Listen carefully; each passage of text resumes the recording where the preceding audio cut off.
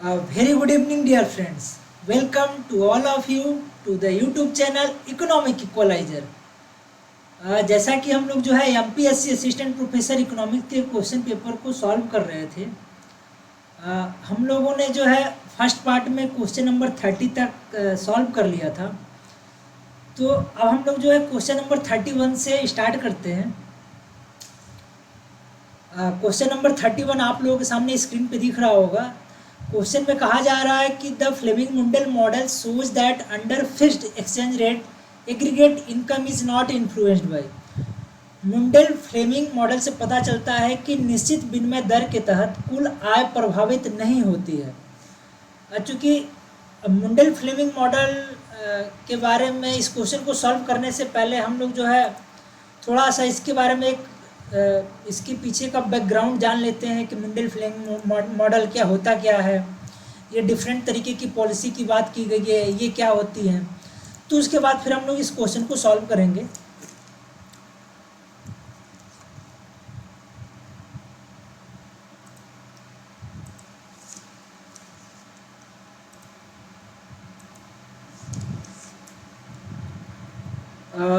किसी भी इकोनॉमी को हेल्थ को मेजर करने के लिए हमारे पास जो है मैक्रो इकोनॉमिक पॉलिसी होती है।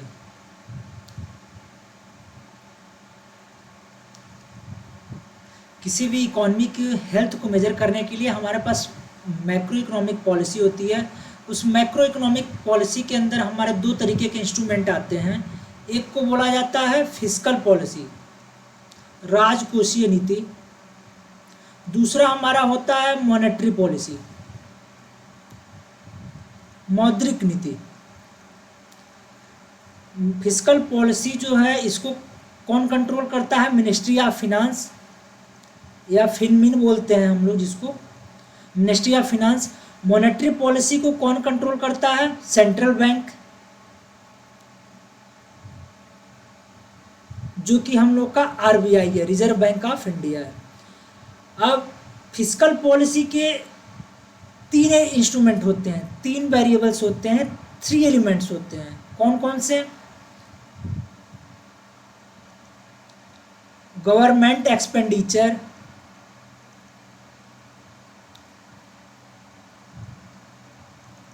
Government taxation and public borrowing.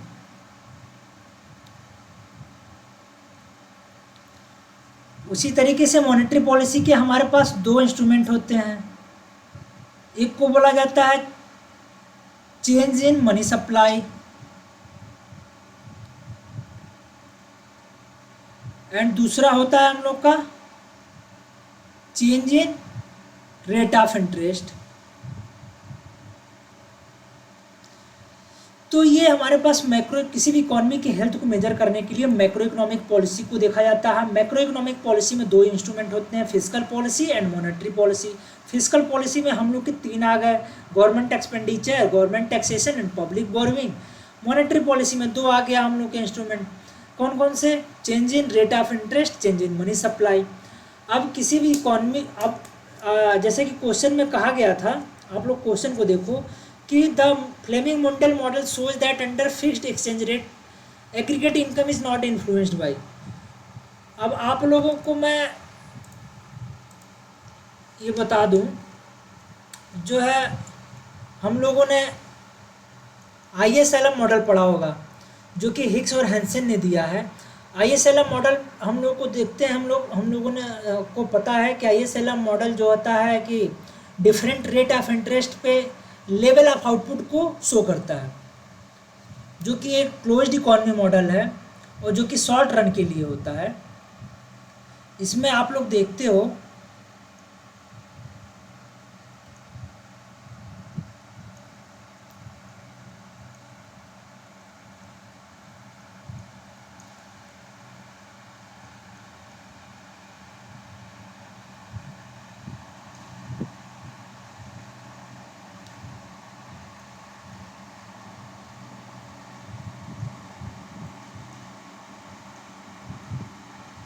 ये R1 R2 जो है रेट ऑफ इंटरेस्ट है, और ये हमारा जो है y1 y2 level of output है। ये हमारा ISLM कर्व हम लोग को शो करता है। क्योंकि ISLM कर्व जो होता है, IS कर्व हम लोग देखते हैं कि गुड्स मार्केट इक्विलिब्रियम को शो करता है, LM वाला हम लोग का मनी मार्केट को इक्विलिब्रियम को शो करता है, और ISLM दोनों जो है डिफरेंट रेट ऑफ इंटरेस्ट पे लेवल ऑफ आउटपुट को शो करते हैं।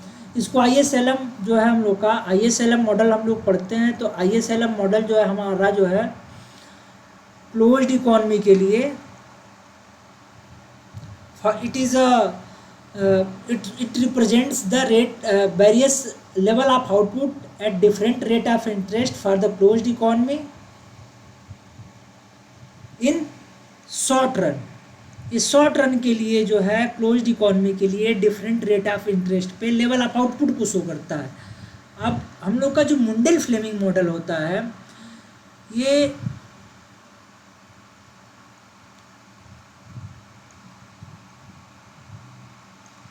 Mundell Fleming model is a open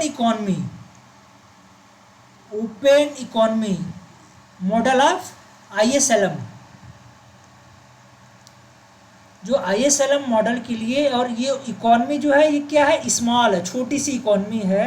तो हम लोग का मुंडेल फ्लेमिंग मॉडल है जो मुंडेल और फ्लेमिंग के द्वारा 1961 में दिया गया था। तो ये मुंडेल फ्लेमिंग मॉडल जो होता है हम लोग का ओपन इकोनॉमी मॉडल है, जो ISLM का ओपननेस वर्जन है, ओपन वर्जन है, ठीक है। और ये स्मॉल इकोनॉमी है, ये भी हम लोग का शॉर्ट रन के लिए है। तो उसके बारे में आप लोग थोड़ा सा डिटेल में जान जाओ कि क्या होता है। अब ये आप लोग देख लो, it is developed by the Robert Mundell and Marcus Fleming in 1960s. The Mundell-Fleming model studies the implication of capital mobility under fixed or flexible exchange rate regime in a small open economy. It is an open economy version of ISLM model. The Mundell-Fleming model is also known as ISLM BOP, ISLM balance of payment model या BP model. इसको ISLM BP model के भी नाम से भी जाना जाता है। किसको? मुंडेल फ्लेमिंग मॉडल को। हम लोग का जो है ISLM मॉडल जो होता है between the shows the relationship between the interest rate and output in the short run in a closed economy। Closed economy के लिए होता है। अब आप लोग जान जाओ इसको भी। Mundell Fleming model portrays the short run relationship between the economy's nominal exchange rate, rate of interest and output level। The Mundell-Fleming model has been used to argue that an economy cannot simultaneously maintain a fixed exchange rate, a free capital movement and an independent monetary policy। कह रहा है कि Mundell Fleming model जो होता है कि उसमें एक साथ तीनों चीज़ें नहीं हो सकती। कौन कौन सी? इसमें कह रहा है nominal exchange rate, rate of interest and output, तीनों को एक साथ कंट्रोल नहीं किया जा सकता, तीनों को एक साथ मेंटेन नहीं किया जा सकता। और इसलिए इसको क्या बोला जाता है? Mundell Fleming trilemma, impossible trinity, unholy trinity, irreconcilable trinity, inconsistent trinity, policy trilemma या मुंडेल फ्लेमिंग ट्रिलेमा के नाम से भी जाना जाता है। इसको आप लोग नोट कर सकते हो, ठीक है। अब हम लोग क्वेश्चन पे आते हैं। तो Mundell Fleming model shows that under a fixed exchange rate aggregate income is not influenced by, चूंकि ये फिक्स्ड एक्सचेंज रेट है, ठीक है, फिक्स्ड एक्सचेंज रेट है। और मुंडेल फ्लेमिंग मॉडल में कह रहा है कि aggregate income output is not influenced bye. तो इसका राइट ऑप्शन क्या हो जाएगा? Monetary policy. जब फिक्स्ड एक्सचेंज रेट है तो उसमें क्या करेगा? मॉनेटरी पॉलिसी क्या हो जाएगा? इनइफेक्टिव हो जाएगा। अगर गवर्नमेंट मनी सप्लाई को इंक्रीज कर रही है तो क्या हो जाएगा? मनी सप्लाई के इंक्रीज करने से देयर इज कोई किसी तरीके का इफेक्ट नहीं पड़ेगा इकोनॉमी में। क्या होगा? कैपिटल आउटफ्लो होने लगेगा। कैपिटल आउटफ्लो होने का मतलब क्या होगा कि रेट ऑफ इंटरेस्ट जब बढ़ेगी नहीं तो कैपिटल जो है आउटफ्लो करने लगेगा उस कंट्री की तरफ या उस जगह मूव करने लगेगा जहाँ पे रेट ऑफ इंटरेस्ट हाई है, जहाँ पे उसको रिटर्न ज़्यादा मिल रहा है। तो इस क्वेश्चन का राइट आंसर क्या हो जाएगा? मॉनेटरी पॉलिसी, ठीक है। अब हम लोग नेक्स्ट क्वेश्चन को देखते हैं।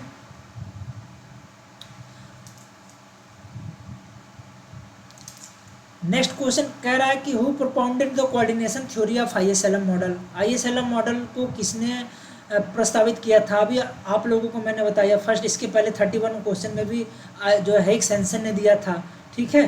हिग्स एंड हैंसन ने दिया था। हिग्स ने बेसिकली इसको दिया था, हैंसन ने इसको आगे एक्सटेंड किया था, ठीक है। तो ये इसका राइट ऑप्शन क्या हो जाएगा, Hicks Hansen, option D. Next question है कि the first 5 year plan of India was based on which of the following principle, कि प्रथम पंचवर्षीय योजना निम्नलिखित में से कौन से सिद्धांत पर बेस्ड थी। सोलो मॉडल, कोई भी 5 ईयर प्लान सोलो मॉडल पे बेस्ड नहीं है, इसलिए ये नहीं होगा। Mahalanobis model, yes, our second 5 year plan is based on the Mahalanobis model. Harrod Domar model, ये हम लोग का क्या है, फर्स्ट 5 ईयर प्लान है। काल्डोर मॉडल पे भी कोई भी 5 ईयर प्लान बेस्ड नहीं है।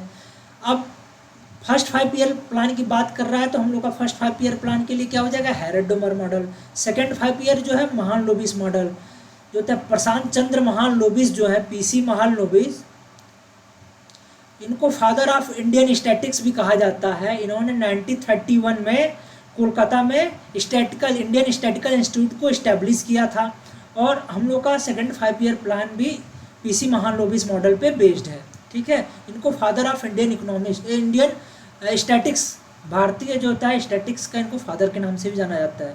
पीसी महालनोबिस को, प्रशांत चंद्र महालनोबिस को 1931 में इन्होंने कोलकाता में इंडियन स्टैटिकल इंस्टीट्यूट को इस्टेब्लिश किया था, का स्थापना किया था। अब हम लोग नेक्स्ट क्वेश्चन को देखते हैं। Which four sector,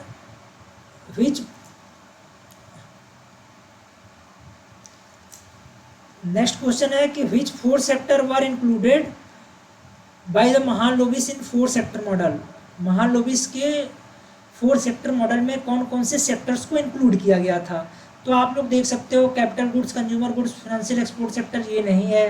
capital sector, consumer goods, small और household consumer goods, producing sector and agriculture and services producing sector, yes, second option is right.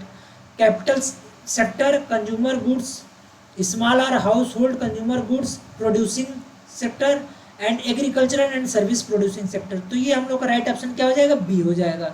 इस क्वेश्चन का राइट ऑप्शन क्या हो जाएगा, बी हो जाएगा। नेक्स्ट क्वेश्चन क्या है, the determinant of supply of money, मुद्रा की आपूर्ति के निर्धारक हैं। इफेक्ट ऑफ क्रेडिट मनी, बिल्कुल है। Effect of credit money, credit से पता चलेगा कि क्रेडिट मनी का प्रभाव क्या है, इकोनॉमी में लिक्विडिटी क्या है, कितनी है, ठीक है। तो effect of credit money is right option. Velocity of money, मुद्रा का वेग क्या है, ये भी सही है। मतलब इकोनॉमी में इन्फ्लेशन ज़्यादा है, वेलोसिटी ऑफ मनी ज़्यादा हो जाएगी, ठीक है।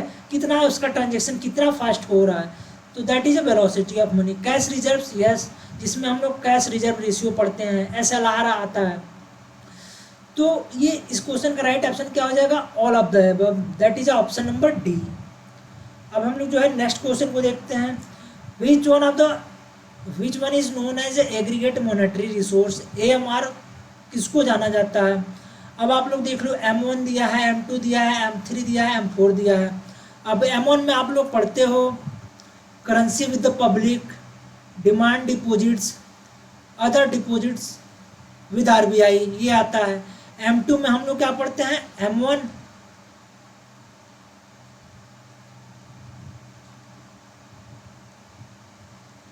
Saving deposits with post office saving banks. M3 में हम लोग पढ़ते हैं M1 plus time deposits of the bank. M4 में क्या होता है हम लोग का, M4 में होता है M3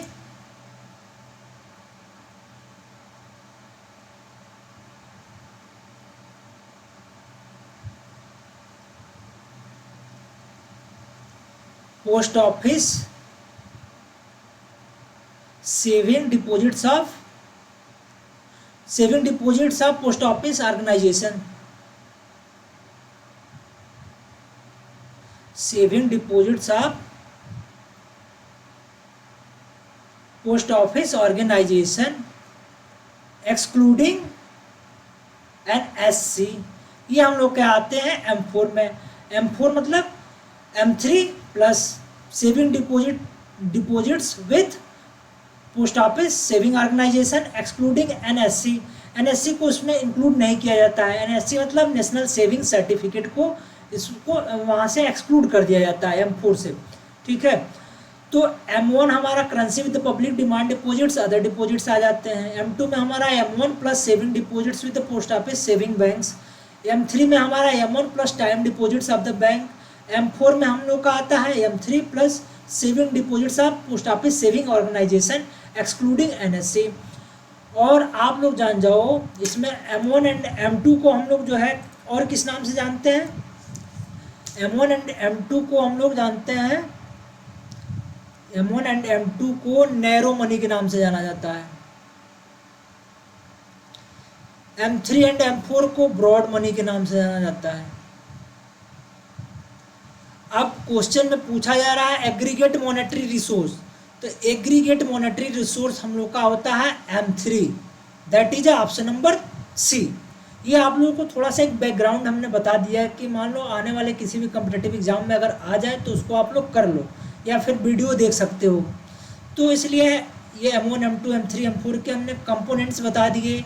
नैरो मनी में M1 M2 आते हैं, ब्रॉड मनी में M3 M4 आते हैं। एग्रीगेट मॉनेटरी रिसोर्स जो है AM जो है M3 को बोला जाता है। तो हम लोग का इस क्वेश्चन का राइट ऑप्शन क्या हो जाएगा, C हो जाएगा।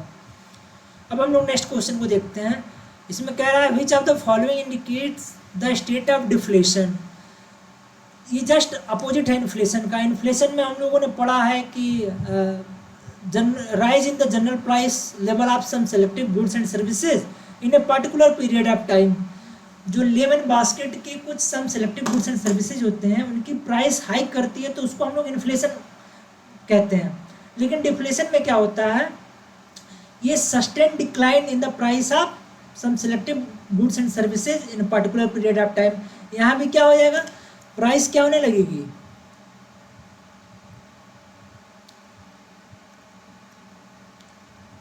Sustain decrease in price of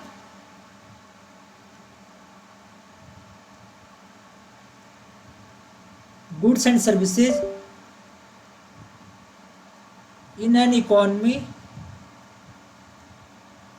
in a particular period of time। ये इसको हम लोग बोलते हैं क्या, डिफ्लेशन। इसको डिफ्लेशन बोला जा सकता है। अब डिफ्लेशन के कैरेक्टरिस्टिक्स होते हैं, क्या होते हैं। अब ऑप्शन को आप लोग देखो, यहाँ कह रहा है कि the production when production is decreasing and monetary income is increasing. जब प्रोडक्शन क्या होगा, कम होगा, मनी इनकम इंक्रीज होगा, तो प्रोडक्शन डिक्रीज होगा, monetary income is increasing. Production कम हो रहा है, मनी इनकम, तो ये इन्फ्लेशन की कंडीशन आ जाएगी। तो ये नहीं होगा हम लोग का ये वाला। B when production is decreasing, production कम हो रहा है, money income is remains the same, ये भी नहीं होगा। सी क्या कह रहा है, when production remains the constant, production जो है कांस्टेंट है, मॉनेटरी इनकम इज डिक्रीजिंग, ये वाला ऑप्शन क्या हो जाएगा, सही हो जाएगा। अब आप लोग डिफ्लेशन के कैरेक्टरिस्टिक्स होते हैं उसको नोट कर सकते हो। पहला क्या होता है इसमें पहला होता है मॉनेटरी इनकम जो होता है। मॉनेटरी इनकम को हम लोग नॉमिनल इनकम भी बोलते हैं। नॉमिनल इनकम डिक्रीज कर रहा हो। दूसरा, प्रोडक्शन जो होता हो, प्रोडक्शन इज कांस्टेंट और इंक्रीजिंग, आपका उत्पादन क्या हो, या तो स्थिर हो या बढ़ रहा हो। ये होते हैं डिफ्लेशन के कैरेक्टरिस्टिक्स में।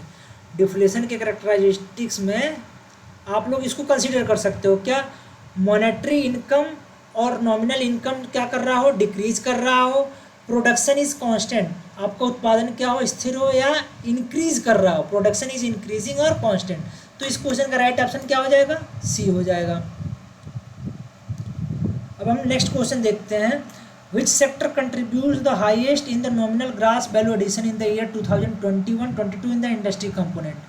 कह रहा है कि 21-22 में इंडस्ट्री कंपोनेंट्स में कौन सा सेक्टर है जो इसमें क्या हो रहा है, ग्रॉस वैल्यू एडिशन हाईएस्ट, कौन सा है सेक्टर है जो हाईएस्ट कंट्रीब्यूट किया है ग्रॉस वैल्यू एडिशन में। तो इस क्वेश्चन का राइट ऑप्शन क्या हो जाएगा, मैन्युफैक्चरिंग। और ये कह रहा है कि नॉमिनल में, नॉमिनल वैल्यू में मतलब मॉनेटरी वैल्यू में कौन सा सेक्टर है जिसमें हाईएस्ट ग्रोथ हुआ है, तो ये हो जाएगा मैन्युफैक्चरिंग। इसका डेटा आप लोगों के सामने मैं दिया हूँ, इसको आप लोग देख सकते हो। ये देख लो, मैन्युफैक्चरिंग में ये है 37,73,280 करोड़। कंस्ट्रक्शन दूसरे नंबर पे है 23,97,798 करोड़। तीसरे नंबर पे इलेक्ट्रिसिटी, चौथे नंबर पे माइनिंग एंड क्वेरिंग है। परसेंटेज में देख लोगे तो 14.14% है नॉमिनल में, ठीक है। कंस्ट्रक्शन का 8.99 है। Electricity, gas water supply and other utility services का 2.44 है। माइनिंग एंड कोरिंग का 1.98 है। तो इसको आप लोग नोट कर सकते हो। तो इसका सेकंड ऑप्शन क्या हो जाएगा, बी हो जाएगा, मैन्युफैक्चरिंग। नेक्स्ट क्वेश्चन है हम लोग के सामने, which one of the following medium term objective of national population policy 2000। National population policy 2000 का कौन सा मीडियम टर्म ऑब्जेक्टिव है। तो आप लोग दे सकते हो इसमें, cater the unmet need of contraceptive health infrastructure and health personnel, bring down the total fertility rate to the replacement level by 2010, achieve sustainable population 2047, none of the above. इस question का right option क्या हो जाएगा, B हो जाएगा। इसमें क्या करना है, अब आप लोगों को मैं थोड़ा सा समरी दे दूं इसमें।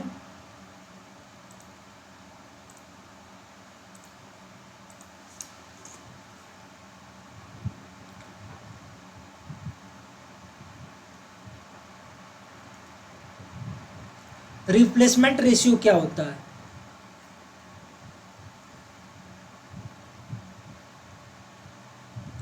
ये देखो आप लोग, 1 मेल 1 फीमेल जब शादी होती है तो 1 मेल 1 फीमेल होते हैं। तो ये हो गए टोटल कितने हो गए, 2, ठीक। अब अपने आप को इन दोनों को रिप्लेस करना है तो इससे वैल्यू ज़्यादा होना चाहिए, मतलब 2 से ज़्यादा जो भी हो, 2.1 ले लो, तो इसको कंसिडर किया जाता है रिप्लेसमेंट रेशियो।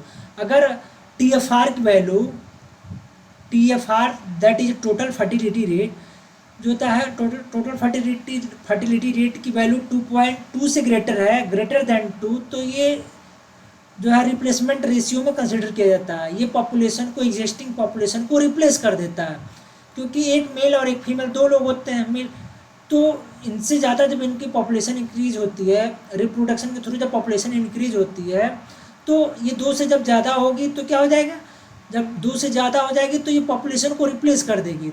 मतलब 2 है, 2 से ज़्यादा कुछ भी होगा तो ये जो एग्जिस्टिंग पॉपुलेशन है उसको रिप्लेस कर देगी। तो 2.1 को पॉपुलेशन रिप्लेसमेंट रेशियो कंसिडर किया जाता है। अब आप लोग यहाँ पे देखोगे इस क्वेश्चन का राइट ऑप्शन बी है। अब medium term objective of national, medium term, short term, long term population policy क्या है, उसके बारे में आप लोग इसको पढ़ सकते हो। ये आप लोग देख लो, आप लोग के सामने मैं ले आया हूँ। नेशनल पॉपुलेशन पॉलिसी 2000 है the short term objective, medium term objective and long term objective. तो यही आप लोग देखोगे क्वेश्चन में था, मीडियम टर्म ऑब्जेक्टिव के लिए क्वेश्चन पूछा था। तो यहाँ पे लिखा है, bring down the total fertility rate to the replacement level 2.1 children per women by 2010, यही क्वेश्चन था। इसको आप लोग पढ़ सकते हो।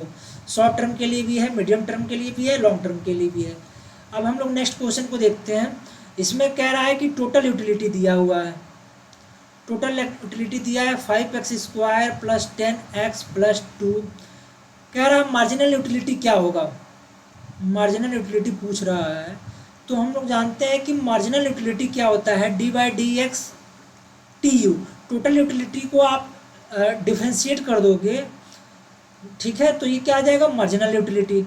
तो हम लोग इसको अगर डिफ्रेंशिएट करते हैं d/dq या d/dx के रिस्पेक्ट में, ये 5x² प्लस 10x प्लस 2 है।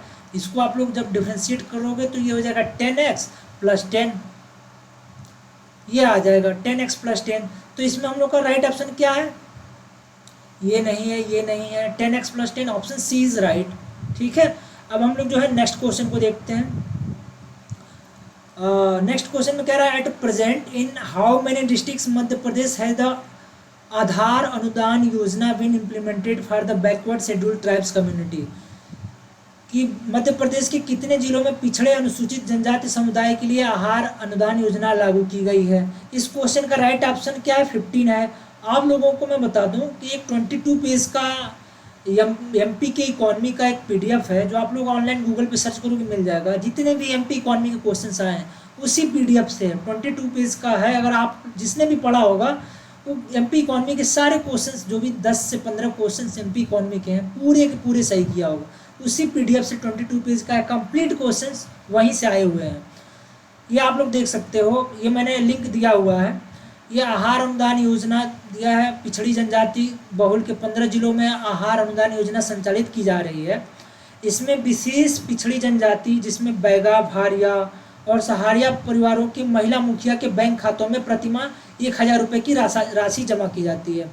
पिछले वित्त वर्ष में इतना रुपए जो है उनको क्या किया गया, डायरेक्ट बेनिफिट ट्रांसफ़र किया गया, इतने रुपीज़ हैं। तो इसको आप लोग देख सकते हो। नेक्स्ट क्वेश्चन हम लोग देखते हैं, the scheme of Madhya Pradesh aiming to provide low cost equipments and working capital to the BPL category beneficiaries of scheduled tribes is known as. इस क्वेश्चन का भी आंसर जो है Tantia Mama economic welfare scheme है, दैट इज ऑप्शन बी। आप लोग check कर सकते हो, मैं उसका लिंक दे रहा हूँ। ये भगवान बिरसा मुंडा स्कीम ये भी है, लेकिन ये किसी दूसरे एम टारगेट के लिए है। इसको आप लोग देख सकते हो, ये नहीं है, ये नहीं है, ठीक है। इसको आप लोग ये देखो, Tantya Mama economic welfare scheme, ये आप लोग पढ़ सकते हो। Bhagwan Birsa Munda self employment scheme क्या है, Tantya Mama economic welfare scheme क्या है, ठीक है। इसमें whose age is in between the 18 to 55 years. इसमें फिनेंशियल हेल्प जो 10,000 से 1,00,000 रुपीज़ एंड 7% इंटरेस्ट सब्सिडी दिया गया है। तो इसको आप लोग देख सकते हो। नेक्स्ट क्वेश्चन कह रहा है कि according to the economic survey 2020-23 what percent of decline was recorded in the unemployment from 2018-19 to 2020-21। 2022-23 के आर्थिक सर्वेक्षण के अनुसार 18-19 से 20-21 तक बेरोजगारी में कितने प्रतिशत की गिरावट दर्ज की गई। तो आप लोग देखोगे इस क्वेश्चन का राइट ऑप्शन जो है 5.8 to 4.2 है। ये आप लोग के सामने प्रेस इंफॉर्मेशन ब्यूरो PIB का जो है ये लिंक है, आप लोग यहाँ से देख सकते हो। Labour market have recovered beyond pre Covid levels in both urban and rural areas with unemployment rates falling from 5.8% 1890 to 4.2% in 2020 and 21। इस क्वेश्चन का राइट ऑप्शन जो है आप लोगों का क्या हो जाएगा, सी हो जाएगा। नेक्स्ट क्वेश्चन आप लोग देखो, which is not a flagship programme of the department of rural development. कौन सा ग्रामीण विकास के विभाग का प्रमुख कार्यक्रम नहीं है। डिपार्टमेंट ऑफ रूरल डेवलपमेंट की बात किया जा रहा है और फ्लैगशिप प्रोग्राम है। तो डिपार्टमेंट ऑफ रूरल डेवलपमेंट में आप लोग देख लो, MG NREGA, Mahatma Gandhi national rural employment guarantee act, ये डिपार्टमेंट ऑफ रूरल डेवलपमेंट के लिए है, ठीक है। क्वेश्चन में कह रहा है नॉट, नहीं है। PMGSY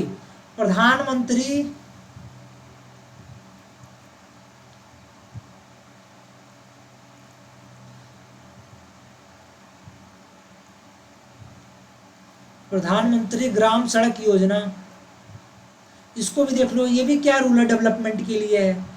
ये देखो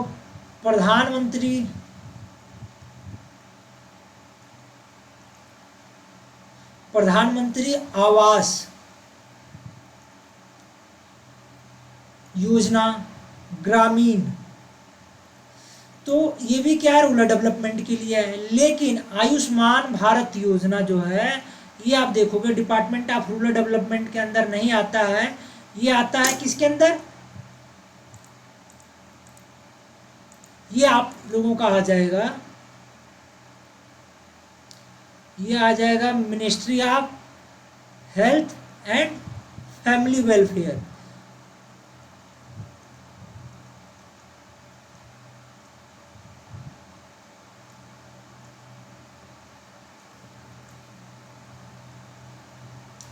ये आप लोग देखोगे आयुष्मान भारत योजना जो है नॉट, ये फ्लैगशिप, कौन से फ्लैगशिप प्रोग्राम के अंदर है, ये ministry of health and family welfare के।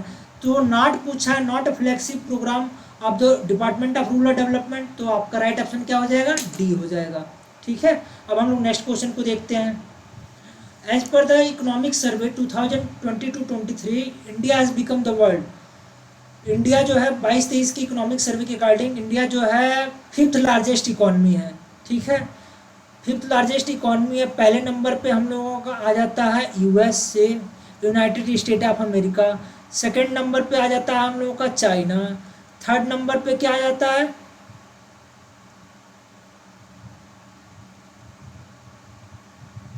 जर्मनी। चौथे नंबर पे क्या आ जाता है, जापान। पांचवें नंबर पे क्या आता है, इंडिया आएगा। ठीक है, 3.94 ट्रिलियन डॉलर की इकॉनमी की बात 22-23 इकोनॉमिक सर्वे के अकॉर्डिंग ये कहा है कि इंडिया की इकॉनमी जो है 3.94 ट्रिलियन डॉलर के साथ फिफ्थ नंबर पे है, और इसका ग्रोथ रेट क्या रहा है, 6.8% ऑफ जीडीपी। ठीक है, ये आप लोग नोट कर सकते हो। तो ये फिफ्थ लार्जेस्ट इकॉनमी है, USA, China, Germany, Japan and then India. Next question है, the degree of success of selective credit control depends upon. चयनात्मक क्रेडिट नियंत्रण की सफलता की डिग्री किस पर निर्भर करती है, the extent of effective credit restriction, yes. The effect of effective credit restrictions, yes. The availability of non bank credit, yes. The degree of shortfall of supply in relation to the normal demand, yes. ये तीनों हो जाएंगे। That is इसका इस question का right option क्या हो जाएगा, all of the above. The extent of effective credit restrictions जो होता है ये आपका क्या करेगा, ये क्रेडिट को रिस्ट्रिक्ट करेगा। क्रेडिट रिस्ट्रिक्शन जो होता है, credit restriction to a particular sector और पार्टिकुलर इंडस्ट्रीज को रिस्ट्रिक्ट करेगा। Availability of non banking credit, इसमें नॉन बैंकिंग फाइनेंशियल कंपनी जो हैं वो क्या करेंगे, क्रेडिट को रिस्ट्रिक्ट करेंगी। ठीक है, एनबीएफसी जो है, नॉन बैंकिंग फाइनेंशियल कंपनी जो है, उसको क्या करेगी, एक्स्ट्रा जो आपका क्रेडिट है, क्रेडिट को रिस्ट्रिक्ट कर देगी, सरकमवेंट कर देगी, circumvent to the extra credit. ये क्या करेगी, एनबीएफसी जो है, एनबीएफसी जो है, नॉन बैंकिंग फाइनेंशियल कंपनी जो है, सरकमवेंट क्रेडिट रिस्ट्रिक्शंस। तीसरा क्या है, degree of shortfall of supply in relation to the normal demand. Shortage of demand and supply जब होगा तो कि यहाँ भी क्या होगा, क्रेडिट रिस्ट्रिक्ट हो जाएगी। तो इसलिए क्वेश्चन का राइट ऑप्शन क्या हो जाएगा, all of the above. Next question हम लोग का क्या है, the imitation gap theory was. Imitation gap theory को किसने प्रोपाउंड किया, Immanuel, no. I B. Kravis, no. S B. Linder, no. M B. Posner, yes. 1961 में इमिटेशन गैप थ्योरी दिया था एम.पी. पॉजनर ने, जहाँ पे क्या था, न्यू प्रोडक्ट को लॉन्च करना था, और जब तक कोई दूसरा कंट्री उस प्रोडक्ट को कॉपी नहीं कर लेता, लॉन्च नहीं कर लेता, तब तक वो कंट्री क्या करती थी, मोनोपोली चलाती थी। ठीक है, और उसका बेनिफिट लेती थी। इसको आप लोग पढ़ सकते हो। पोजनर इन 1961 which described the advantage enjoyed by the country that introduces new goods in the market. The country will enjoy a comparative advantage as well as a temporary state of monopoly until another countries have achieved the ability to imitate the new goods. जब तक कोई दूसरा country उस goods का production नहीं करने लगता, उसका उत्पादन नहीं जान जाता, तब तक जो जिस कंट्री ने पहले उसका प्रोडक्शन किया है, उसका इनोवेशन किया है, वो उसका मोनोपोली करके मोनोपोली कंट्री होने के नाते उसका बेनिफिट लेगी। ठीक है, 1961 में एम.पी. पोजनर ने इसको क्या किया, प्रोपाउंड किया था। नेक्स्ट क्वेश्चन हम लोग का है, according to whom equality means the proportional taxation. किसके अनुसार समानता का अर्थ अनुपातिक कराधान है, Chapman, no. Seligman, yes. Cohen, no. Walker, no. E.R.A. आपका जो सेलिगमैन जो है, इनका फुल नेम है E.R. सेलिगमैन जो है, इन्होंने इक्वालिटी में प्रोपोर्शनल टैक्सेशन की बात किया था। ये एबिलिटी टू पे इनकी जो थ्योरी बेस थी, एबिलिटी टू पे एंड और क्या होना चाहिए, इक्वालिटी प्रोपोर्शनल, कि ज़्यादा वेल्दी पर्सन जो होता है प्रोपोर्शनली हायर टैक्स पे करें। और क्या हो, इसमें एबिलिटी टू पे बात किया, और बात किया कि जो जिसके पास इनकम ज़्यादा हो वो प्रोपोर्शनली क्या करें, हायर इनकम टैक्स पे के। तो इसलिए equality means proportional taxation is propounded by given by E.R.A. Seligman. The right option is B. Next question हम लोग का है, the guiding principle of GST are based on which act. GST जो है हम लोग का किस सिद्धांत पर, नियम पर आधारित है। तो आप लोग इसको बहुत अच्छे से जानते हो कि 101 कॉन्स्टिट्यूशनल अमेंडमेंट हुआ था जो कि जीएसटी के लिए हुआ था। तो इस क्वेश्चन का राइट ऑप्शन क्या हो जाएगा, ए हो जाएगा। नेक्स्ट क्वेश्चन को हम लोग देखते हैं, what is the primary assumption about the knowledge in the Romer's endogenous growth model.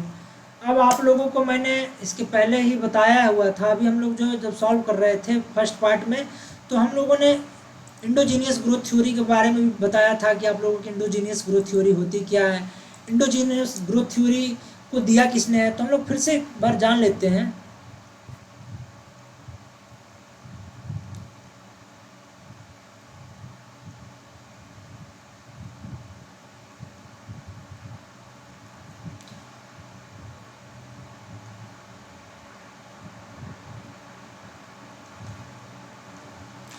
Endogenous growth theory बात करता है आप लोगों का इन्वेस्टमेंट इन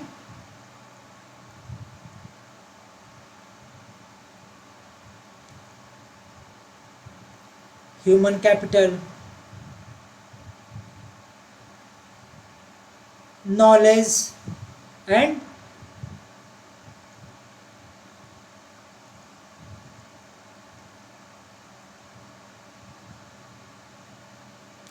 technical innovation.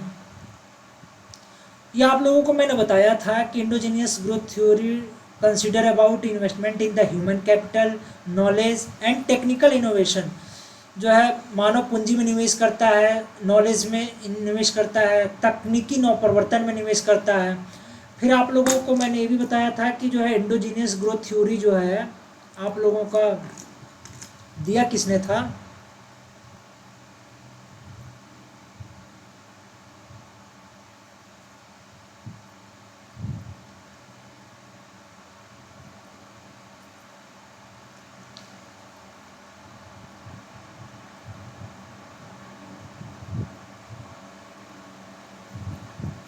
Robert Lucas.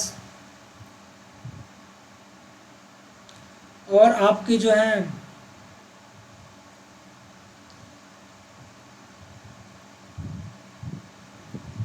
Robert Lucas थे, और आपके जो हैं इसमें बाकी दो इकोनॉमिस्ट आपके और हैं, जिसमें रॉबर्ट लुकास हो गए, और देखो मैं नाम भूल रहा हूँ,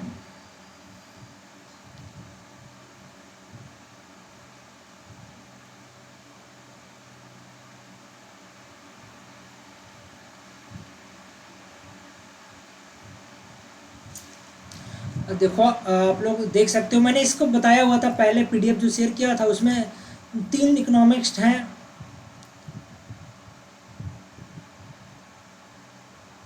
एक रिवेलो करके हैं, एक और दो एक इकोनॉमिस्ट और हैं, आप लोग उनको देख सकते हो, मैं भूल रहा हूँ।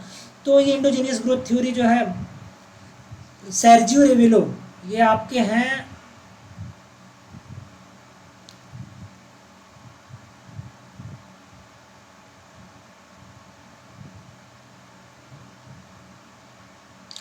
और तीसरा आपके हैं रॉबर्ट मुंडेल।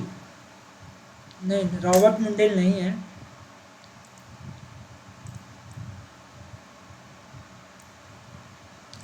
एक इकोनॉमिस्ट और हैं, उनका नाम देखो मैं भूल रहा हूँ, आप लोग देख सकते हो। ये इंडोजीनियस ग्रोथ थ्योरी में Robert Lucas, Sergio रिवेलो and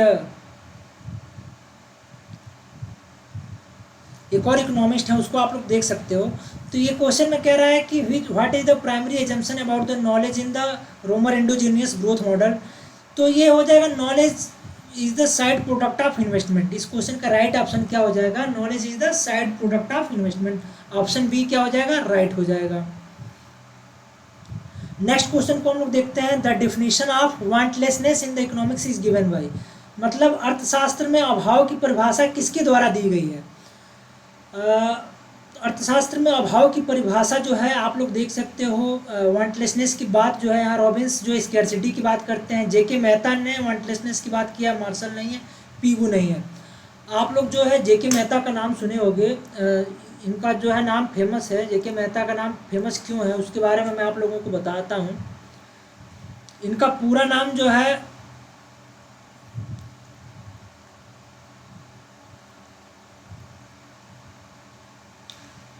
Jagdish काई खुसरो मेहता है। ये जगदीश काई खुसरो मेहता है, ये वांटलेसनेस के सपोर्टर थे, उसको सपोर्ट करते थे। उनका कहना था कि ह्यूमन बीइंग को क्या होना चाहिए, इच्छा विहीन होना चाहिए, वांटलेसनेस होना चाहिए। अगर आप वांटलेसनेस रहोगे तो आप ज़्यादा सुखी रहोगे, आप ज़्यादा हैप्पी रहोगे। क्यों?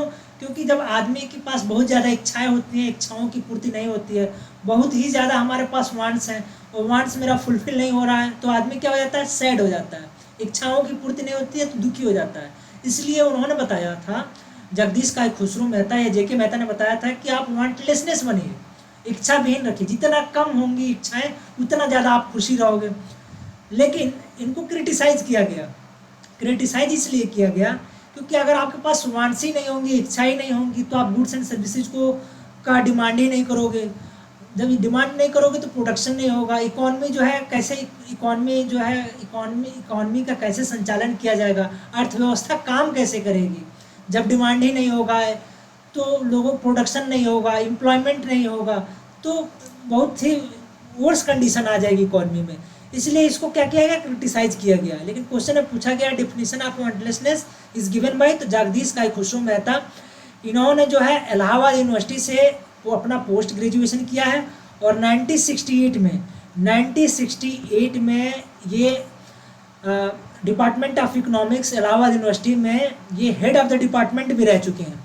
और ये आपके जगदीश काय खुसरो मेहता, जेके मेहता जो हैं, ये आपके महात्मा गांधी और आपके जो मार्जिनलिस्ट रिवोल्यूशन है के जो इकोनॉमिस्ट हैं, WS जेवेंस, विलियम स्टेनली जेवेंस, उनको ये जो है जगदीश कोई खुसरो मेहता इनको आइडल, अपना आदर्श मानते हैं। उनकी जो है उनके विचारों को ये आगे के प्रवर्तक रहे हैं।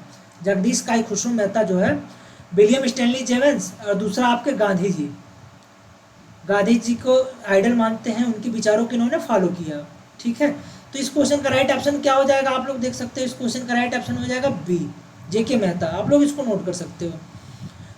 नेक्स्ट क्वेश्चन है हम लोग का, labour intensive technique of production are those in which the large amount of labour is required with a given amount of capital. This statement is of, कि उत्पादन की श्रम गहन तकनीकों जिनमें दी गई पूंजी के साथ बड़ी मात्रा में श्रम की आवश्यकता होती है, यह कथन है किसका है, Ricardo no, Pigou no, professor Reddaway yes, professor Myint no.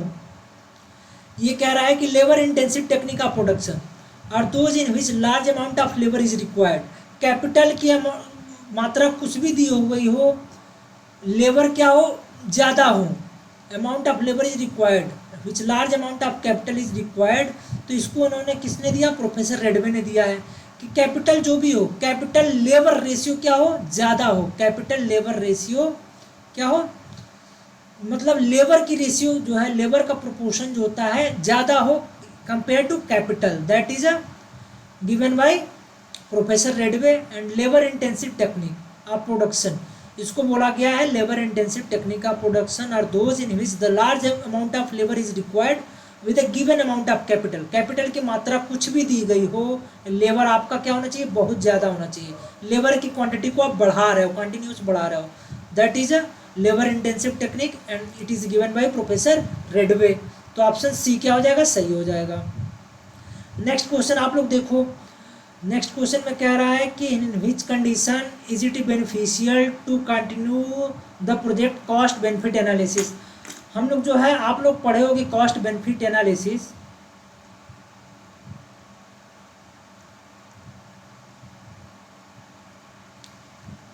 यहाँ पे आप लोग देखो, बी जो है रिप्रेजेंट कर रहा है, B stands for benefits and C stands for cost. ठीक है, अब कोई भी इंडिविजुअल है, कहीं प्रोडक्शन कर रहा है, इन्वेस्ट कर रहा है, तो उसका क्या होगा, बेनिफिट अगर जो है ग्रेटर होगा लागत से, तो क्या करेगा, उसको कंटिन्यू करेगा, उस प्रोडक्शन को कंटिन्यू करेगा। लेकिन अगर बेनिफिट्स जो होता है, बेनिफिट्स अगर आपका कॉस्ट से लो हो गया, जितनी आपकी लागत है उससे ज़्यादा, जितने आपका बेनिफिट लाभ हो रहा है वो लागत से आपका कम है, तो आप क्या कर दोगे, प्रोडक्शन को शट डाउन कर दोगे, प्रोडक्शन को क्लोज कर दोगे। ठीक है, तो यही कॉस्ट बेनिफिट एनालिसिस कह रहा है कि आप कंटिन्यू कब रखोगे। यहाँ पे देखो आप, ये आपका ऑप्शन देखोगे आप लोग, तो B by C is greater than 1 दिया है। ग्रेटर देन 1 का मतलब क्या हो गया, यहाँ पे B is greater than C, तभी तो B by C greater than 1 है, तो ऑप्शन 1 आपका राइट हो जाएगा। दूसरा क्या दिया है, B by C is equal to 1, मतलब B is equal to C is equal to 1। तो ये जब कास्ट इक्वल टू बेनिफिट आपका बेनिफिट है ही नहीं, कास्ट माइनस बेनिफिट माइनस यहाँ पे कॉस्ट करोगे इक्वल टू 0 आ जाएगा, क्योंकि दोनों जो है सेम ही है। तो आप क्या करोगे, प्रोडक्शन को कंटिन्यू नहीं करोगे।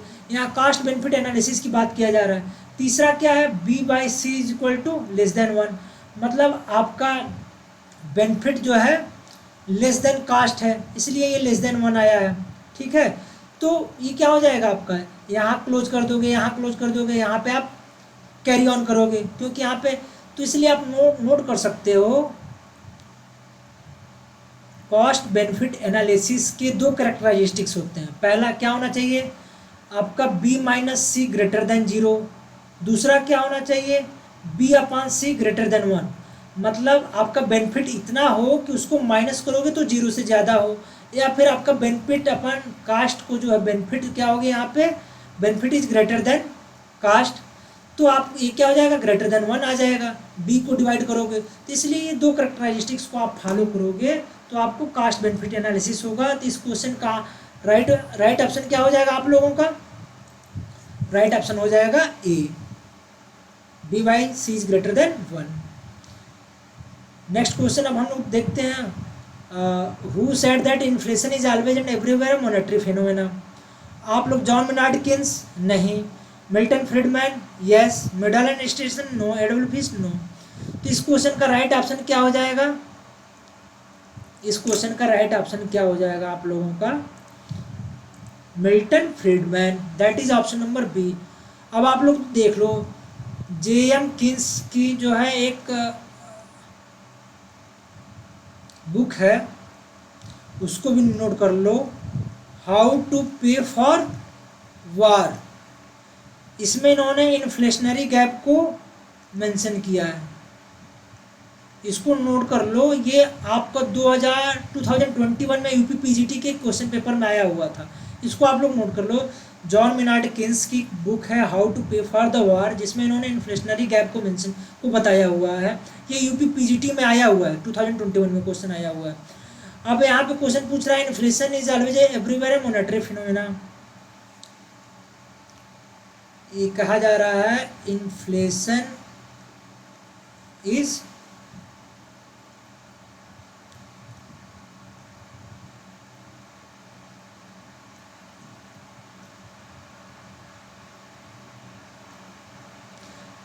Always and everywhere monetary phenomena, ये भी ये कंसेप्ट एंड आपका इसको भी नोट कर लो आप लोग, too much money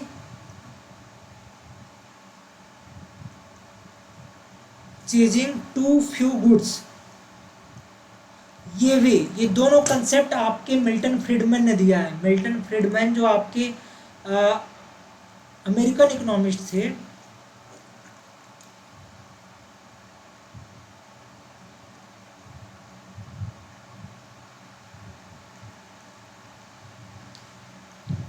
Milton Friedman आपके जो अमेरिकन इकोनॉमिस्ट थे, इन्होंने ये भी कहा inflation is always and everywhere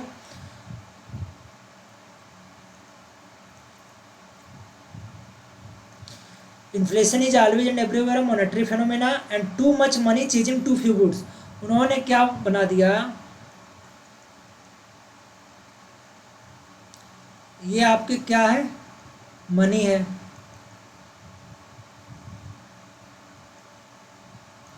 ये आपके क्या है, गुड्स एंड सर्विसेज हैं।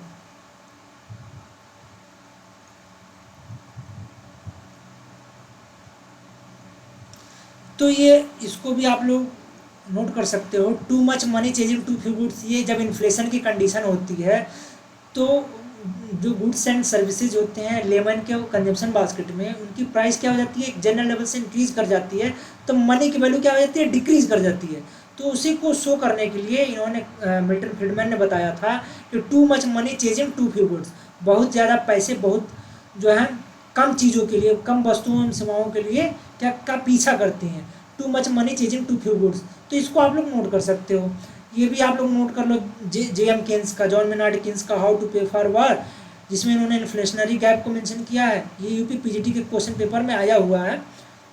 और दूसरा आपका है too much money chasing too few goods, ये और inflation is always and everywhere monetary phenomena, ये दोनों कंसेप्ट जो है आपके मिल्टन फ्रीडमैन ने दिया हुआ है, इसको आप लोग नोट कर सकते हो। अब हम लोग जो है नेक्स्ट क्वेश्चन को देखते हैं। इस क्वेश्चन का राइट ऑप्शन क्या हो जाएगा, बी हो जाएगा। नेक्स्ट क्वेश्चन आप लोग देखोगे स्क्रीन पे दिख रहा होगा, as per the 2022 report the UNDP multidimensionally poor index, the how many are the multidimensionally poor in India. जब ये आप लोग रिपोर्ट पढ़ोगे, जो NFHS national family health survey का 5th का जब पब्लिकेशन रिपोर्ट आया था, तो उसमें दिया गया 16.4% है, जो कि आपका ऑप्शन नंबर ए हो जाएगा राइट ऑप्शन। इसको आप लोग देख सकते हो।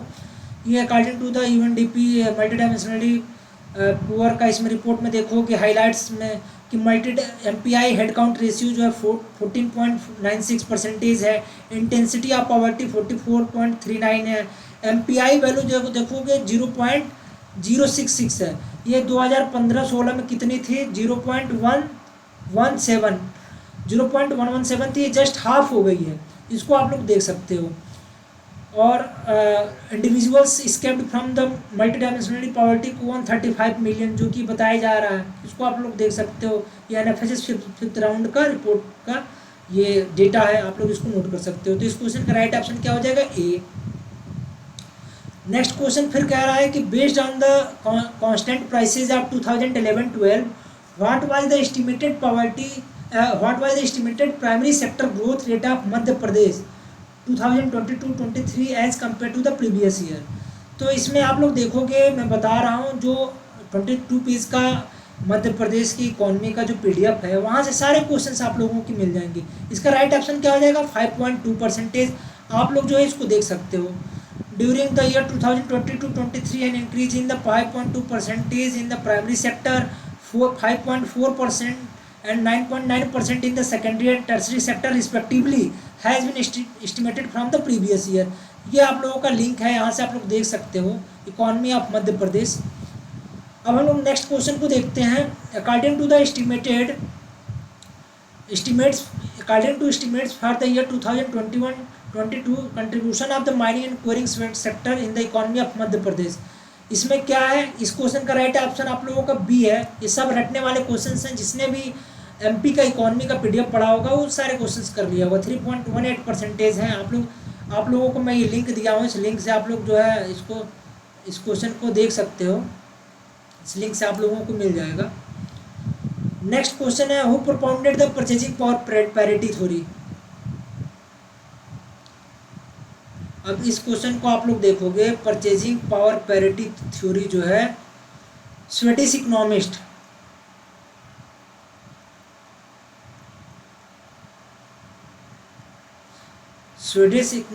जो है आपके गुत्सो कैसल के द्वारा 1918 में दिया गया था। ये परचेजिंग पावर पैरिटी थ्योरी जो है ये क्या करता है कि दो कंट्रीज के बीच प्राइस रेशियो को रिप्रेजेंट करता है। ये क्या करता है, आप लोगों का परचेजिंग पैरिटी पावर थ्योरी जो है प्राइस रेशियो ऑफ कंट्री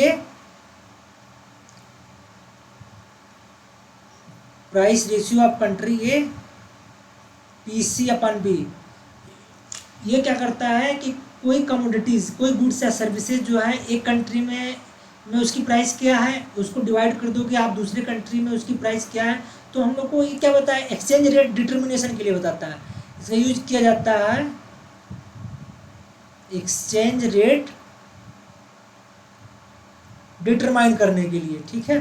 तो आप लोग जो है प्राइस रेशियो को किसी कमोडिटी का टू डिफरेंट कंट्रीज में क्या प्राइसेस हैं, उसको आप लोग जो है ये एक्सचेंज रेट डिटरमाइन करने के लिए परचेजिंग पावर पैरिटी का यूज़ किया जाता है, जिसको गुत्सो कैसल ने दिया था, जो कि क्या है आप लोगों के स्वीडिश इकोनॉमिस्ट हैं।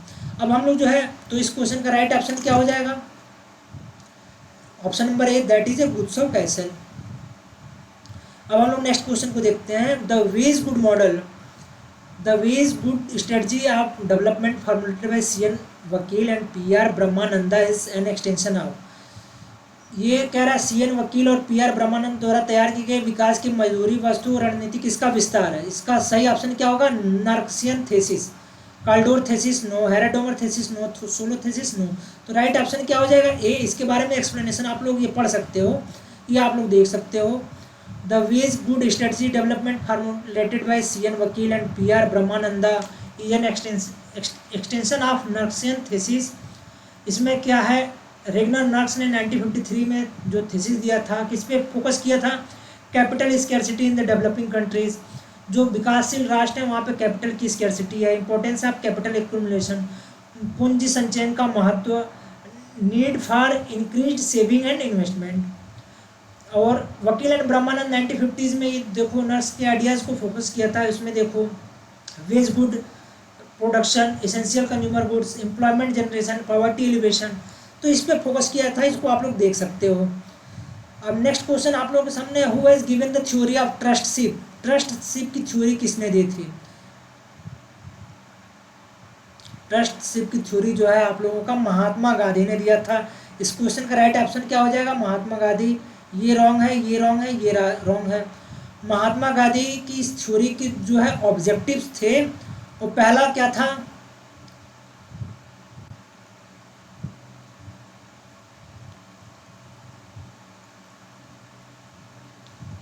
reduce in economic inequality,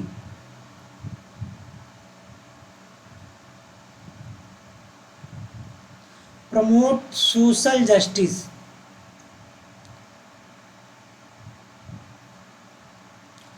and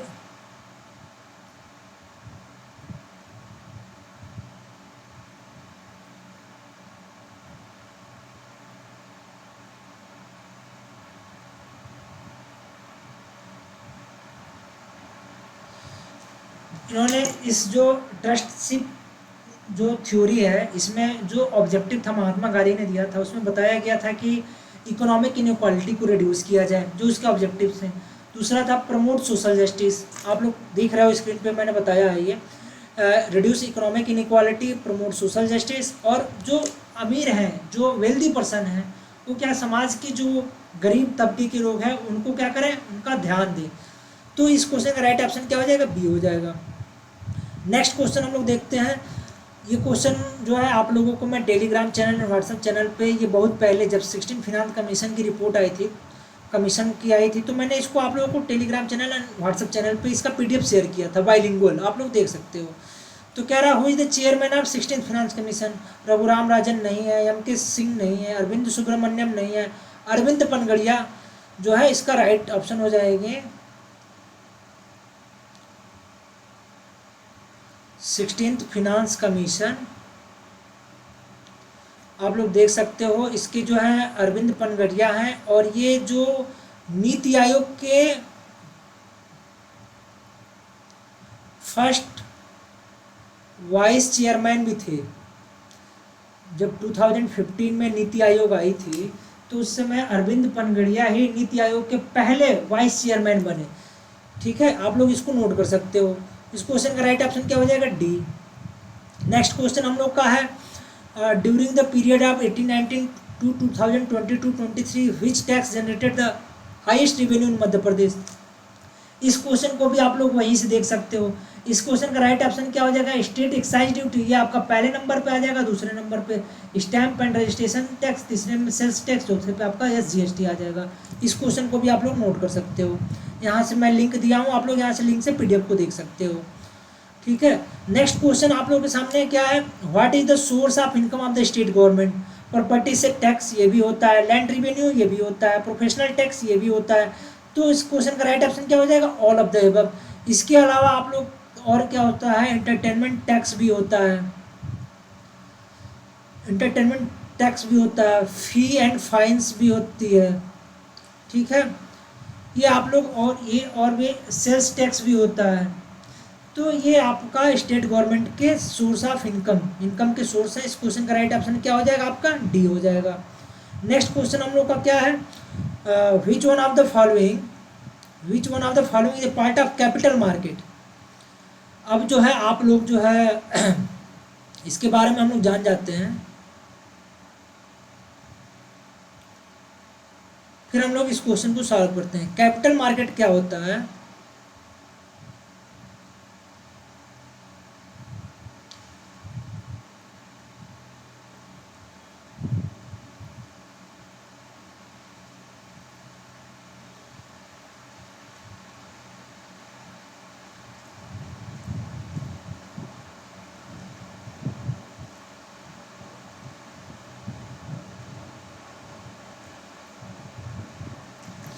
ये एक ऐसा प्लेटफॉर्म होता है जहाँ पे लॉन्ग टर्म सिक्योरिटीज़ को परचेज किया जाता है, बाई किया जाता है और सोल्ड किया जाता है, उसको बोला जाता है कैपिटल मार्केट। लॉन्ग टर्म से मतलब हो गया यहाँ पे मोर देन अ ईयर, एक साल से ज़्यादा, उसको हम लोग कैपिटल मार्केट में कंसिडर किए जाते हैं। एक ऐसा प्लेटफॉर्म होता है जहाँ पे हम लोग सिक्योरिटीज़ को क्या करते हैं, सिक्योरिटीज़ का ट्रांजेक्शन होता है, लॉन्ग टर्म सिक्योरिटीज़ का ट्रांजेक्शन होता है। Long term securities stands for the time period of more than a year, एक साल से ज़्यादा का टाइम पीरियड हो, ये एक ऐसा प्लेटफॉर्म होता है। तो यहाँ पे आप लोग देख लो, कॉल मनी मार्केट जो होता है ये क्या होता है, ये शॉर्ट टर्म होता है। ये क्या होता है, short term loan to the bank by the financial institution. तो ये क्या होता है, शॉर्ट टर्म लोन। आपका कॉल मनी क्या हो गया, कॉल मनी मार्केट जो होता है, short term loan given by financial institutions to the banks. तो ये शॉर्ट टर्म लोन्स के लिए फाइनेंशियल इंस्टीट्यूशन को जो बोर्विंग दिया जाता है, लोन दिया जाता है, उसको कॉल मनी मार्केट बोला जाता है। तो ये नहीं होगा। Treasury bills, treasury bills are the short term government securities होता है, ये भी क्या होती है, शॉर्ट टर्म गवर्नमेंट सिक्योरिटीज होती है। तो ये भी आपका नहीं होगा। स्टॉक मार्केट आर द, ये क्या होता है, लॉन्ग टर्म कैपिटल मार्केट होते हैं, यस ये होगा। कमर्शियल बिल्स क्या होते हैं,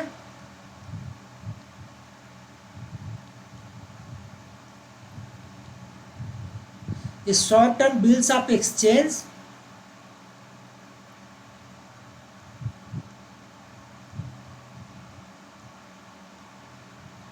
which is use for the trade finance. जो आपका कमर्शियल बिल्स जो होता है, ये क्या होता है, शॉर्ट टर्म जो होता है बिल्स ऑफ एक्सचेंज होता है, जो कि ट्रेड फाइनेंस करने के लिए यूज किया जाता है। तो ये भी कमर्शियल बिल्स भी आपका शॉर्ट टर्म हो गया, ट्रेजरी बिल्स भी शॉर्ट टर्म हो गया, कॉल मनी मार्केट। तो आपका राइट ऑप्शन क्या हो जाएगा, स्टॉक मार्केट। ये क्या हो जाएगा, capital market. This which of the following is a part of capital market. Capital market में आप लोगों को बताया कि एक ऐसा प्लेटफॉर्म होता है जहाँ लॉन्ग टर्म में सिक्योरिटीज़ का क्या किया जाता है, सेल एंड परचेज ट्रांजेक्शन होता है, उनको बाई किया जाता है और उनको सेल किया जाता है। तो इस क्वेश्चन का राइट ऑप्शन क्या हो जाएगा, स्टॉक मार्केट। बाकी आप लोगों को call money market, treasury bills क्या होते हैं, कमर्शियल बिल्स क्या होते हैं, इसके बारे में भी आप लोगों को मैंने एक समरी दे दिया, आप लोग इसको नोट कर सकते हो। नेक्स्ट क्वेश्चन क्या है, which is the base year of index number of agriculture production in the India recently. ये इसका राइट ऑप्शन क्या होगा, ए ट्रिनियम इंडेक्स 1718। इसको आप लोग यहाँ से देख सकते हो, ये देखो बेस ईयर ट्रिनियम इंडेक्स 2007-8 है, जब बेस ईयर इसको कंसिडर किया गया है। Ministry of agriculture and farmers welfare government of India इसका सोर्स है, इसको आप लोग नोट कर सकते हो। नेक्स्ट क्वेश्चन हम लोग देखते हैं, which are the variables of multiple linear regression. Multiple linear regressions में कौन कौन से वेरिएबल्स होते हैं। इस क्वेश्चन को करने से पहले हम लोग जो है एक स्लाइड ऐड करके मल्टीपल लीनियर रिग्रेशन के बारे में जान लेते हैं, फिर हम लोग इस क्वेश्चन को सॉल्व करते हैं।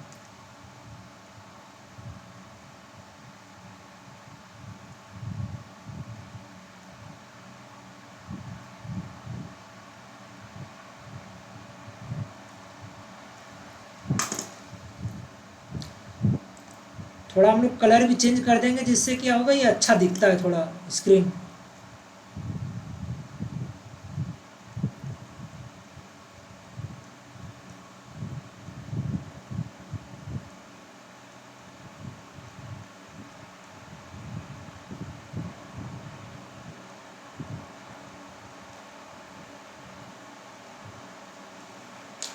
ये आप लोग देखोगे y इज इक्वल टू हमने लिया है,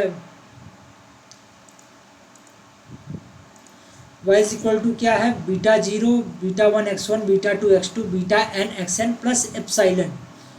ये क्या है, हम लोग का y क्या है, यहाँ पे है डिपेंडेंट वेरिएबल। यहाँ पे आप लोग बीटा 0 क्या है, इंटरसेप्ट और कांस्टेंट। x1 x2 xn ये क्या है हम लोगों का,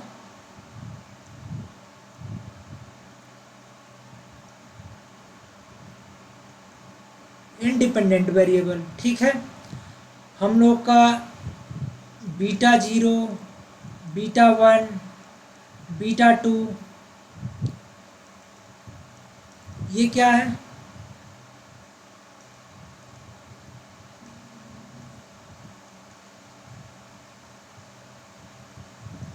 कोफिशिएंट ऑफ इंडिपेंडेंट वेरिएबल। और फिर हम लोग का आता है एप्सिलॉन, ये क्या है? Error term. तो ये हम लोग का मल्टीपल लीनियर रिग्रेशन होता है। तो आप लोग यहाँ पे देख सकते हो मल्टीपल लीनियर रिग्रेशन में,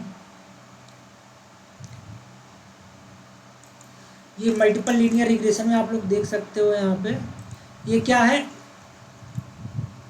ये आपका क्या है? Dependent variable. ये क्या है आपके? Independent variable. तो अब क्वेश्चन को आप लोग देखो, यहाँ पे डिपेंडेंट वेरिएबल एक है, इंडिपेंडेंट वेरिएबल ज़्यादा है। तो इस क्वेश्चन को आप लोग देखोगे तो one dependent variable and more than one independent variable, ये कैंसिल। तो ये क्वेश्चन का राइट ऑप्शन क्या हो जाएगा? सी हो जाएगा। अब नेक्स्ट क्वेश्चन को आप हम लोग देखते हैं। Under the classical multiple linear regression in the matrix notation what is the correct formula of coefficient of determination? Coefficient of determination आप लोग पढ़ते हो R square equal to 1 minus R S S upon T S S. ये R S S जो है आपका residual some of square,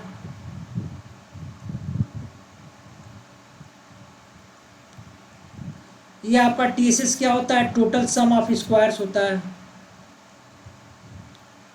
और इसका जो अल्टरनेटिव फॉर्म है जिसको लिखा जाता है, जैसे कि आप ऑप्शंस दिया है, तो इसमें इसका सही ऑप्शन जो है आप लोगों का ये है,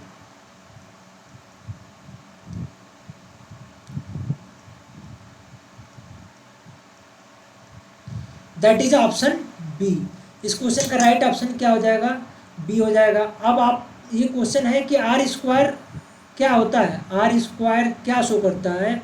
आर स्क्वायर जो होता है कोफिशिएंट ऑफ आपका जो ये डिटर्मिनेशन है, ये जो आपका इंडिपेंडेंट वेरिएबल्स जो होते हैं उसका कितना प्रोपोर्शन जो होता है शो करता है कि कितने परसेंटेज जो है वेरिएंस इंडिपेंडेंट वेरिएबल जो है शो करते हैं, कितना वेरिएंस को शो करता है डिपेंडेंट वेरिएबल की। डिपेंडेंट वेरिएबल जो है आर स्क्वायर जो है, R square represents the how what are the proportion of variance representing by independent variables in the dependent variable. Independent variables जो आप लोग लिए हो यहाँ पे y equal to alpha y equal to alpha 0 है, बीटा 0 प्लस बीटा 1 x1। तो ये इंडिपेंडेंट वेरिएबल जो है कितना परसेंटेज जो है डिपेंडेंट वेरिएबल के उसको वेरिएंस को रिप्रेजेंट कर रहा है, शो कर रहा है, उसको मेजर करता है क्या? R square. तो इस क्वेश्चन का सही ऑप्शन क्या हो गया? बी हो गया। अब हम लोग नेक्स्ट क्वेश्चन को देखते हैं। ये नेक्स्ट क्वेश्चन आप लोग देखोगे दामोह, शाजापुर, मोरेना, ये वन डिस्ट्रिक्ट वन प्रोडक्ट के लिए है, तो इसको आप लोग देख लोगे। दामोह का है गुआवा, गुआवा आपका कौन सा है? 6 है। शाजापुर का क्या है? ओनियन, ओनियन आपका 4 है। मोरेना का क्या है? ग्राम, ग्राम, ग्राम आपका 5 है। अब 1 6 देखो, 1 6 2 4 एंड 3 5। अब देखो कहाँ पे मैच कर रहा है? 1 5 1 6 ये नहीं है, इसको कट कर दो। 1 4 3 6 ये भी नहीं है। 2 4 एंड 3 5 ये आप लोग देखो 2 4 3 5 मिल गया। ऑप्शन सी हम लोग का क्या हो जाएगा? सही हो जाएगा। ये मैंने ले आया हूँ मैं वहीं से, एमपी इकॉनमी का जो आप लोग को मैं पीडीएफ बता रहा हूँ, आप लोग वहाँ पे देख सकते हो, वहाँ से ही मिल जाएगा। मैंने लिंक अभी शेयर किया हुआ था, वहाँ से आप लोग देख सकते हो। कंप्लीट एमपी इकॉनमी क्वेश्चन उसी पीडीएफ से आए हुए हैं। अब ये क्वेश्चन नंबर 69 आप लोग देख सकते हो। Which sector does the Devaranya scheme primary link with the livelihood of scheduled tribes of farmers in the Madhya Pradesh? ये किससे है? ये एग्रीकल्चर से है। इसको भी आप लोग जो है देख सकते हो, उसी पीडीएफ में मिल जाएगा आपका। Game theory is use to solve which market problems? आप लोग जान जाओ, ये मार्केट्स दिया है। आप लोगों को मैं एक स्लाइड ऐड करके थोड़ा इसका बैकग्राउंड दे दूं।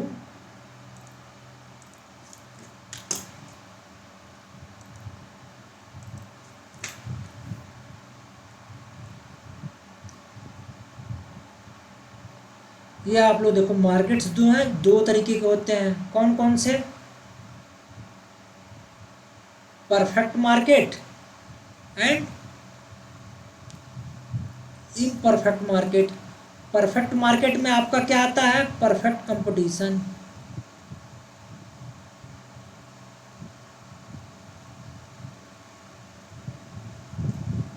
इम्परफेक्ट मार्केट में आपका क्या आता है, यहाँ पे आपका आता है मोनोपोली,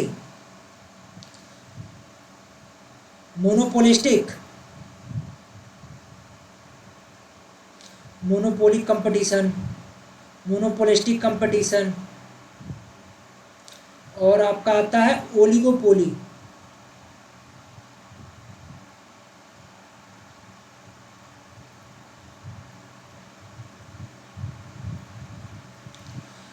एकाधिकार, एकाधिकारिक और अल्पाधिकार, इसमें आप लोग पूर्ण प्रतियोगिता पढ़ते हो। फिर आप लोग हम लोग ओलिगोपोली में डुओपोली होती हैं, जहाँ दो फर्म्स होती हैं। ओलिगोपोली में आप लोग ने पढ़ा होगा, ओलिगोपोली में इसमें आप लोगों ने हम लोग कई मॉडल्स हम लोग पढ़ते हैं, जिसमें हम लोग का जो है कुर्नो का मॉडल पढ़ते हैं, जो कि आउटपुट एडजस्टमेंट की बात करता है। फिर हम लोग बर्ट्रैंड का मॉडल पढ़ते हैं, जो कि प्राइस एडजस्टमेंट की बात करता है। फिर आप लोग जो है स्टेकेलबर्ग का मॉडल पढ़ते हो, जो कि कुर्नो का क्या है, एक्सटेंशन वर्जन है। स्टेकेलबर्ग का मॉडल पढ़ते हैं। और आप लोग जो है एजवर्थ का मॉडल पढ़ते हो, और इसमें चैम्बरलिन का मॉडल पढ़ते हो आप लोग। तो ये सब ओलिगोपोली के मॉडल हैं, जिसमें हम लोग फिर आगे इसमें हम लोग पॉलिसिव, ओलिगोपोली, नॉन पॉलिसिव, एग्रीमेंट क्या होता है, एग्रीमेंट वाला जो होता है। तो ये सब हम लोग आने वाले टाइम में इसको हम लोग जब भी क्लास रेगुलर स्टार्ट हो जाएगी तो उसमें हम लोग ये सब मार्केट के जो पार्ट्स हैं, परफेक्ट मार्केट, इम्परफेक्ट मार्केट, इन सबको पढ़ेंगे। तो अब हम लोग क्वेश्चन को देखते हैं। तो ये गेम थ्योरी जो है, आप लोग जो है देखोगे गेम थ्योरी किसके लिए यूज़ किया गया है। क्योंकि यहाँ पे क्या होता है, ये गेम थ्योरी जो है नैश इक्विलिब्रियम, आप लोग गेम थ्योरी में ही आप लोग आगे पढ़ोगे, इसमें आएगा नैश इक्विलिब्रियम, नैश इक्विलिब्रियम आएगा, प्रिजनर्स डिलेमा आएगा, प्रिजनर्स डिलेमा क्या होता है, नैश इक्विलिब्रियम क्या होता है। तो इस क्वेश्चन में कह रहा है कि game theory is use to solve, कौन से, जब क्या होता है एक फर्म दूसरे फर्म को क्या करती है, कॉपी करती है, कोई प्राइस एडजस्ट कर रहा है, कोई आउटपुट एडजस्टमेंट कर रहा है, तो उसको फॉलो करती है। तो ये सब कहाँ पे होता है, ओलिगोपोलिस्टिक मार्केट में होता है। अभी आप लोगों को मैंने बताया ओलिगोपोली में प्राइस एडजस्टमेंट, आउटपुट एडजस्टमेंट होता है। तो ये सब वहीं पे आप लोगों को पढ़ने को मिल, हम लोग देखेंगे आने वाले समय में जब रेगुलर क्लास स्टार्ट होगी। तो ये सब हम लोग मॉडल पढ़ेंगे, कैसे होता है, कैसे रिएक्शन लाइंस होते हैं, रिएक्शंस कर्व्स होते हैं, बर्ट्रैंड का रिएक्शन कर्व होता है, कैसे वो काम करता है, क्या होता है, क्या रिप्रेजेंट करता है, उसके बारे में हम लोग जानेंगे। तो हम लोग जो है सेकंड पार्ट में जो है क्वेश्चन नंबर 70 तक सॉल्व कर चुके हैं, और बाकी जो है बहुत ही जल्द बाकी की जो बचे हुए 80 क्वेश्चंस हैं वो भी हम लोग जल्द ही, बहुत जल्द आप लोग जो है यूट्यूब पे आप लोगों को मिल जाएगा विद एक्सप्लेनेशन एंड सोल्यूशन। और आप लोग जो है जब भी आप लोगों को अच्छा लग रहा हो, वीडियो समझ में आ रहा हो, तो आप लोग जो है वीडियो को लाइक किया करो। और जो भी इकोनॉमिक्स के एस्पिरेंट्स हैं वो यूट्यूब चैनल इकोनॉमिक इक्वलाइजर को सब्सक्राइब कर सकते हैं। और आप लोग जो है ये कंप्लीट, जब हम लोग 150 क्वेश्चंस को सॉल्व कर लेंगे तो कंप्लीट पीपीटी पीडीएफ को हम लोग Telegram channel and WhatsApp channel पे शेयर कर दिया जाएगा, जिसके लिए आप लोगों को सामने स्क्रीन पे टेलीग्राम चैनल का भी लिंक दिख रहा है, व्हाट्सएप चैनल का भी लिंक दिख रहा है। आप लोग जो है, और डिस्क्रिप्शन में भी आप लोगों को चैनल के लिंक्स मिल जाएंगे, आप लोग वहाँ से जुड़ सकते हो। तो फिर हम लोग मिलते हैं नेक्स्ट वीडियो में, और जो है आप लोग अपना बहुत ख्याल रखिए। Thank you.